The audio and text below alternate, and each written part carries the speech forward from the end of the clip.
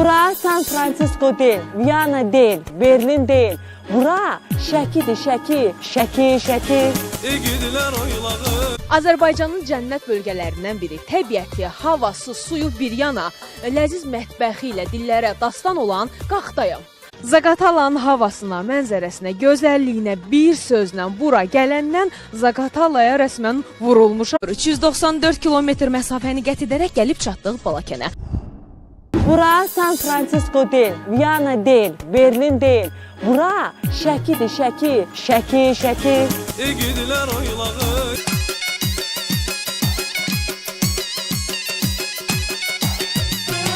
Zarafatı baldan şirin, söhbəti duzlu Şəki. Zarafatı baldan şirin, söhbəti duzlu Şəki. Yaşı qoca, özü cavan, ay gülər üzlü Şəki. Yaşı qoca, özü cavan. Şəki Azərbaycanın ən gözəl yaşayış və qədim mədəniyyət mərkəzlərindən biridir. 2700 il bundan əvvəl Böyük Qafqaz Sislə dağlarının cənub ətəyində yaranıb. Şəki əsrlər boyu maldarlıq, baramaçılıq, tütün, meyvə, buğda sahələrinin yetişdirib becərilməsində böyük rol oynayıb.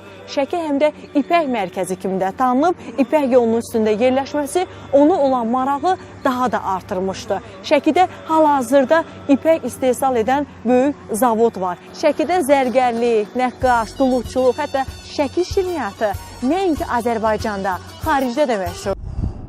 Azərbaycanın cənnət bölgələrindən biri, təbiəti, havası, suyu bir yana, ləziz mətbəxi ilə dillərə dastan olan Qaxdayam.